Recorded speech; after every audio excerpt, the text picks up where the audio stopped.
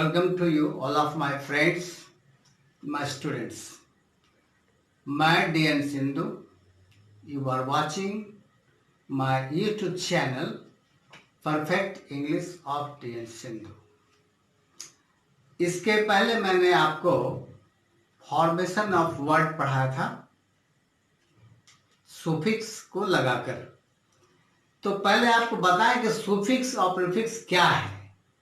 Suffix और prefix एक ऐसा सिलेबल है जो वर्ड के बिगिनिंग में जिसको सिलेबल लगाते हैं उसको प्रीफिक्स बोलते हैं, और वर्ड के अंत में जिस सिलेबल को लगाते हैं उसको हम लोग सुफिक्स बोलते हैं। सुफिक्स और प्रीफिक्स का बहुत इंपॉर्टेंस होता है सेंटेंस को बनाने में या सेंटेंस के मीनिंग को अदर मीनिंग में चेंज करने के लिए। ये बहुत इंपॉर्टेंट पार्ट है ग्रामर का। तो मैंने इसके पहले आपको बताया था कि नाउन से वर्ब कैसे बनाएंगे, वर्ब से नाउन कैसे बनाएंगे, एडजेक्टिव से वर्ब कैसे बनाएंगे, एडवर्ब कैसे बनाएंगे, वर्ब से एडवर्ब कैसे बनाएंगे। ये प्रोसेस मैंने आपको पिछले एपिसोड में 2-3 बार में बताया था। तो फॉर्मेशन ऑफ वर्ड एक इम्पॉर्टेंट वर्ड है जिसमें हम लोग पार्ट्स ऑफ स्पीच से पढ़ते हैं कि नाउन, प्रोनाउन, वर्ब, एडवर्ब। तो adverb verb 1, adverb 2, adjective 3, noun 4. There are 4 parts of words. Except these 4 parts, no any other words are formed to use in a sentence. Means to say that only these 4 part is used to perform the sentences. इसके अलावा preposition है, इसके अलावा conjunction है, सो अलग part है। लेकिन अगर आपको ये फॉर्मेशन आता है वर्ब, नाउन, एडवर्ब, एडजेक्टिव बनाने के लिए तो आप अच्छी तरह से सीख सकते हैं, जान सकते हैं।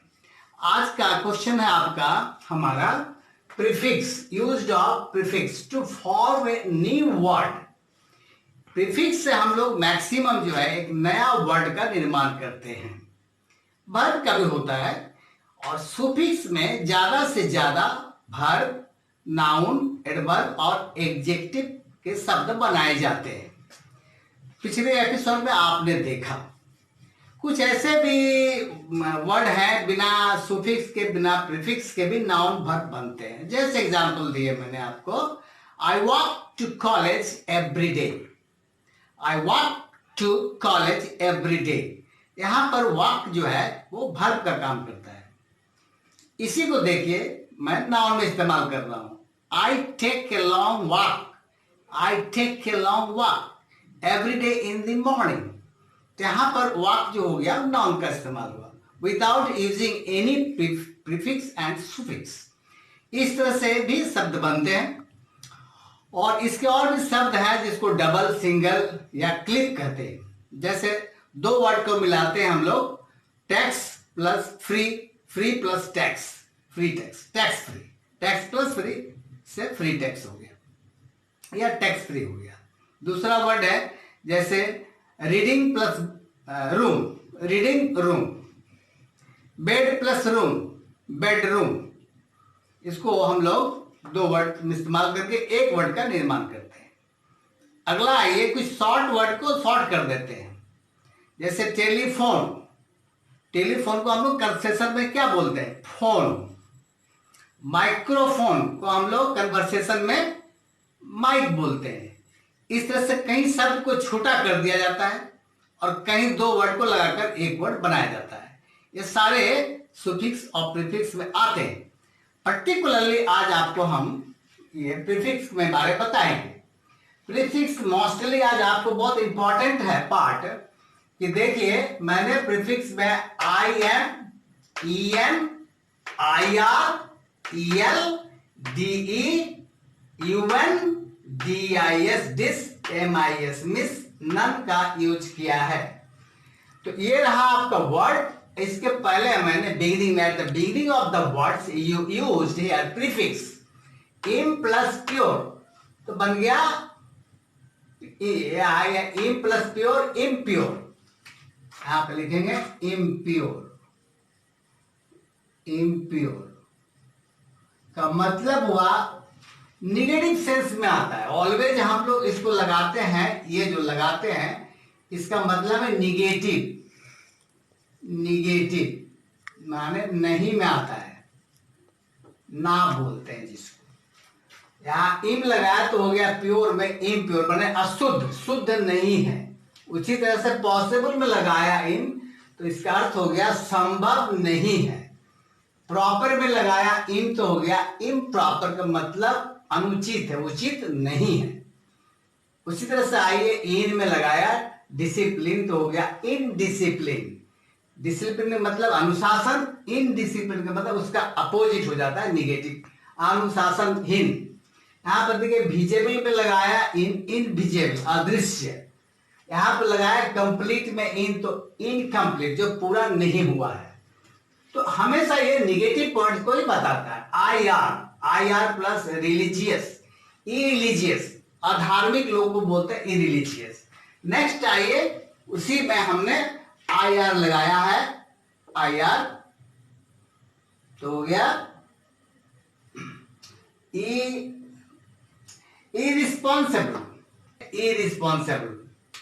अब आइए आई आर यहां पर भी है इरिस्पेक्ट, मतलब असम्मानित करना, सम्मान नहीं करना। नेक्स्ट है आई एल और लगा लॉजिकल, इलॉजिकल, अतर्कीय, माने हम उसको नेगेटिव पॉइंट में लेते हैं। इलिजिबल, इलिटरेट, अशिक्षित, शिक्षित नहीं, अशिक्षित नहीं, जो शिक्षित नहीं है। डिस है वैल्यू में लगाया डी वैल्यू, जिसका कोई कीमत नहीं है। डिफॉर्म, अलग करना। डिफेम माने जस का उल्टा हो गया अबजस। डिमोरलाइज यानी किसी को मोरलाइज करके डिमोरलाइज करना, उसे नीचा दिखाना। अन में हैप्पी में लगाया अनहैप्पी, हैप्पी माने खुशी, अनहैप्पी माने दुख, जस्ट उल्टा हो जाता है, निगेटिव पॉइंट हो जाता है। उसी तरह से अनहैप्पी है, अनएक्सपेक्टेड है, अनकवर है, जो कवर नहीं, जो ढका हुआ नहीं है। डिस, डिस में आ गया प्लीज, डिसप्लीज, ना खुश करना यानी किसी को नाराज करना, निगेटिव पॉइंट है। डिजोनेस्ट, ऑनेस्ट नहीं है, डिजोनेस्ट बेईमान, ईमानदार नहीं है। डिसरेस्पेक्ट मतलब सम्मान नहीं करना, असम्मानित होना। मिस, मिसलीड, गलत राह दिखाना। मिसट्रस्ट, अविश्वास करना। मिसडीड, गलत काम करना, उचित काम नहीं करना। नन, नन से आ गया सेंस, नॉनसेंस। नॉन कोऑपरेशन, असहयोगिता। नॉन वेजिटेरियन, जो वेजिटेरियन नहीं है। तो इस तरह से हम लोगों ने आपको करीब बताया कि इस तरह से हम प्रीफिक्स का इस्तेमाल कर निगेटिव सेंस का इस्तेमाल करते हैं, यानी निगेटिव सेंस में इस्तेमाल किया। इसको हमने निगेटिव सेंस यानी नॉट, इससे जाहिर होता है, इससे पता चलता है ये अगला निगेटिव वर्ड है।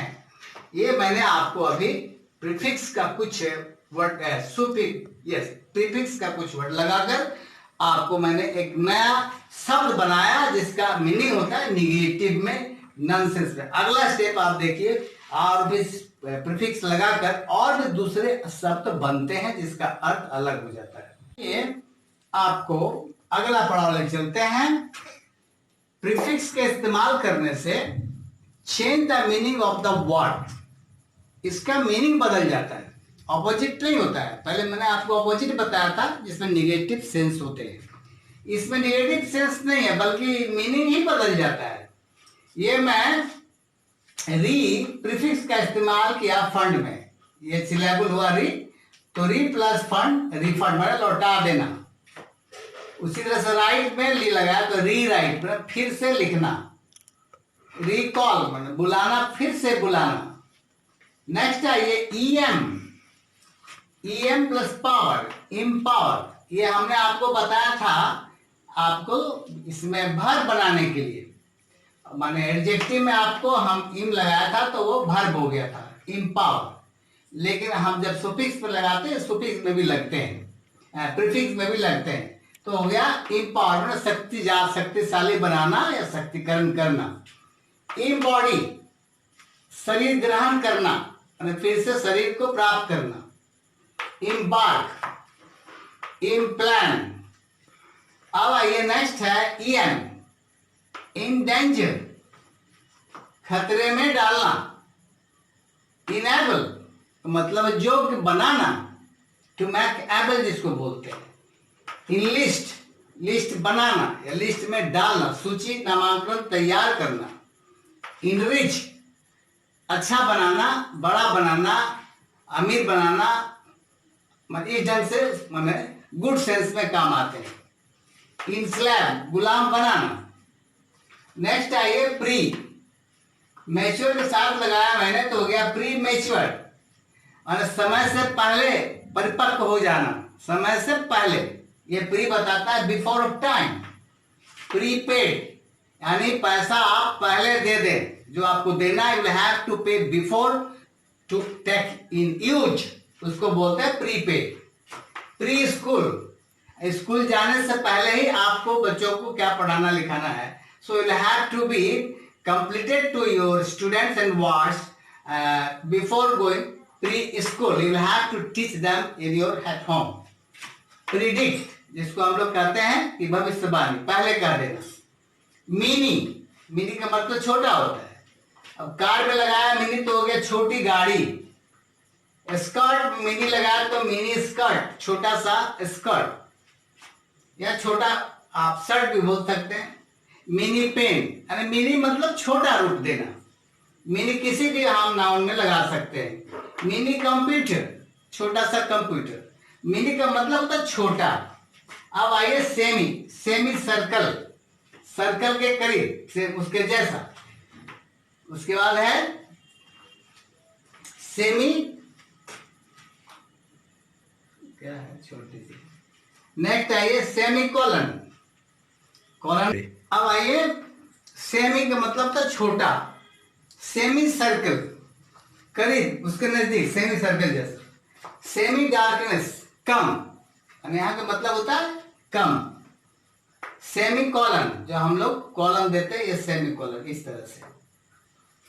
वाइस जैसे ये पोस्ट है प्रेसिडेंट का, तो प्रेसिडेंट, प्रिंसिपल, चेयरमैन के आगे हम लोग वाइस लगाते हैं, यानी इनके सबऑर्डिनेट जो होते हैं, इनके नीचे जो काम करते हैं उसको हम लोग वाइस बोलते हैं। तो इस तरह से इन प्रीफिक्स को लगाने से एक अलग मीनिंग वर्ड हमें बनता है। इससे बाहर नहीं बनता, कहीं कहीं बनता भी है, कहीं नहीं बनता है, एक अलग मीनिंग हमको देता है। तो प्रीफिक्स और सुफिक्स जो है ये बहुत ही इंपॉर्टेंट पार्ट है जो स्कूलों में नहीं पढ़ाई जाती है, और अच्छी अंग्रेजी जानने के लिए आपको सुफिक्स और प्रीफिक्स का इस्तेमाल जानना चाहिए। अब कुछ वर्ड ऐसा भी रह गया है जो आपको मैं बताता हूं, जैसे आपको देख लीजिए। अब आपके सामने मैं सुफिक्स का इस्तेमाल किया हूं, जिसके इस्तेमाल से कोई वर्ब, नाउन, एडवर्ब या एडजेक्टिव नहीं बनते हैं, बल्कि एक नया वर्ड देता है। ISM पेट्रियोटिज्म, देशभक्ति जिसको बोलते हैं। आइडल से हो गया आइडलिज्म, आइडलिज्म का मतलब आदर्शवादी, जो ऊंचे विचार के होते हैं, जो उनका विश्वास भगवान पर होता है, आदर्शवाद या आदर्शवादी कर सकते हैं। पार्शियलिज्म, पार्शियलिज्म जिसको हम लोग बोलते हैं पक्षपात, पक्षपातपूर्ण, उसको पार्शियलिज्म। निपोटिज्म, निपोटिज्म का मतलब होता है कि अपने निकट संबंधियों को, रिलेटिव को नौकरी देना, पक्षपात करना, फेवर करना, उसको बोलते हैं निपोटिज्म। उसी तरह से है कास्टिज्म, जातिवाद। लैंग्वेजिज्म, भाषावाद। इस तरह से हम लोग जब लिटरेचर में आते हैं, लिटरेचर बनाते हैं, तो इनका बहुत ही इंपॉर्टेंट फंक्शन होता है कि अच्छी साहित्य को आप अच्छे शब्दों से कैसे सुशोभित करेंगे। How can you beautify your literature in a good way. So it is very important part to know the uses of prefix and suffix where it is needed to explain your concept in beautification literature. That's why it becomes very, very important to use to use and how to use and where to use to make a other meaningful sentence. Next आइए double E, पे word है verb, पेई, employ से हो गया employee, नॉमी से nominee, nominee. तो इस तरह से आप पे मतलब और एम्प्लॉय मतलब और नॉमिनी मतलब आप समझते हैं। ये डबल सुफिक्स को लगाकर पे मतलब जो लेता है, जो ग्राहक है, पाने वाला, एम्प्लॉय और एक होता है एम्प्लॉयर। एम्प्लॉयर जो कंपनी काम देती है उसको बोलते हैं एम्प्लॉयर, देने वाला, और उसमें काम करने वाला कर्मचारी जिसको बोलते हैं एम्प्लॉय, वर्कर, उसको आप एम्प्लॉय बोलते हैं।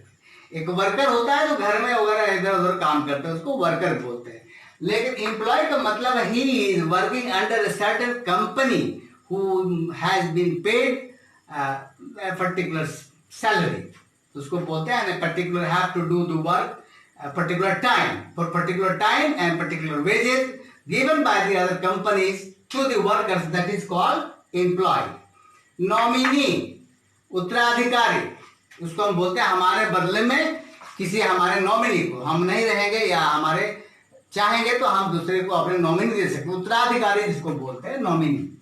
उसी तरह से आइए शिप, फ्रेंडशिप, फ्रेंड में लगाया शिप तो हो गया फ्रेंडशिप का मतलब बंधुत्व, बंधुत्व, मित्रता। तो ये एक अजीब भावना लाता है, मित्र के साथ जो रिलेशन होता है, मित्र के साथ जो ऐसी भावना होती है उसको बोलते हैं मित्रता या मित्रत्व या बंधुत्व।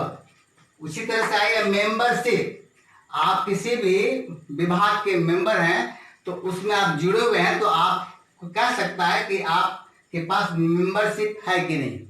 उसी तरह से है हार्डशिप, यानी कठिन भरा हुआ काम, hardship, this is hardship work.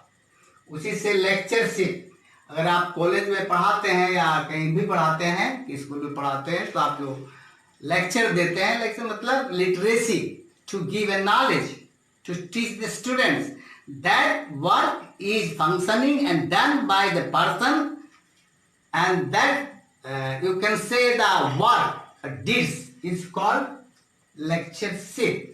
तो इस तरह से आपने प्रीफिक्स और सुफिक्स का पूरा यूजेस मैंने आपको बताया, जो अदर मीनिंग भी फॉर्म करता है, ये न्यू वर्ड्स भी बनाता है, और एडवर्ब, वर्ब, नाउन और एडजेक्टिव भी बनाता है।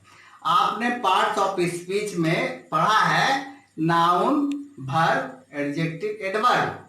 प्रीपोजिशन, कंजंक्शन अलग पार्ट है, लेकिन ये जो है आपका जानना बहुत जरूरी है, क्योंकि आपके लिटरेचर, अच्छे लिटरेचर के लिए इन शब्दों का इस्तेमाल करना बहुत ही जरूरी पड़ता है और मीनिंग भी जानना आपको जरूरी पड़ता है। इसलिए आज आपका यहाँ पर इस क्लास को मैं सुफिक्स और प्रीफिक्स के इस्तेमाल को बताया, सिखाया, नाउन, वर्ब, एडजेक्टिव बनाना सिखाया। अब इसको आप कैसे हैंडल करेंगे, आप कैसे बनाएंगे, एक मैं आपको उदाहरण दे रहा हूं। आपको मैंने कहा था कि लिटरेचर बनाने के लिए आपको सभी वर्ब, नाउन, एडवर्ब और एडजेक्टिव का इस्तेमाल करते रहने से आपकी लिटरेसी, अंग्रेजी बहुत ही शानदार और चमकदार बनते हैं और आपके भावनाओं का विस्तार होता है। मैंने एग्जाम्पल आपको दिया, beautiful habits, character, behaviour. Beautiful है क्या हो गया, adjective, beautiful habits, character, behaviour subject को क्वालिफाई करता है। ब्यूटीफाई, यहाँ पर बने इसको ब्यूटी को वर्ब इस्तेमाल किया, ब्यूटीफाई, क्या ब्यूटीफाई करता है, ब्यूटीफुली। अब उसी को हमने यहाँ पर एडवर्ब एडवर्ब इस्तेमाल किया, ब्यूटीफुल। जिस वर्ड के अंत में LOY होता है वो एडवर्ब होता है। तो adjective, verb, adverb and noun, एक सेंटेंस में मैंने चारों का इस्तेमाल किया और अपने एक सेंटेंस को बनाया जिसका मीनिंग देखिए, beautiful habits, character, behaviour, beautify beautifully the beauty of your human life to achieve your goal, peace prosperity and happiness। यानी आपकी आदतें, अच्छी आदतें, सुंदर आदतें आपको बहुत ही सुंदर ब्यूटी बनाता है, सुंदर बनाता है अच्छी ढंग से, to the beauty of your human life. आपके जीवन की सुंदरता, आपके मानव जीवन की सुंदरता को बनाने के लिए ये ब्यूटीफुल हैबिट्स, कैरेक्टर, बिहेवियर अच्छी तरह से ब्यूटिफाई करता है, ताकि आपके जीवन में सुंदरता आए। क्या चीज की सुंदरता? Of your human life to achieve. आपके जीवन में सुंदरता है कि क्या प्राप्त करें आप? To achieve your goal, peace, prosperity and happiness, ताकि आपके जीवन में खुशियां आए, प्रॉस्पेरिटी आए, तरक्की आए, शांति आए, और आपकी जो गोल है, आपका जो उद्देश्य है, उसको आप प्राप्त करें। तो like this a sentence is completely philosophical. You can say thoughts. It is a thought. You can explain your thoughts to having taken help to the word of suffix and prefix. That means you will be able to explain your concept and ideas, and you are going to explain your ideas that will come in the shape of philosophy. So your literature will be very bright and very meaningful and very useful. So it depends upon you to utilize and practice the uses of suffix and prefix. मेरे बच्चों और my friends, school में कहीं भी, किसी भी class में, किसी भी कॉलेज में ये नहीं पढ़ाई जाती है जो मैं आपको क्लास ले रहा हूँ।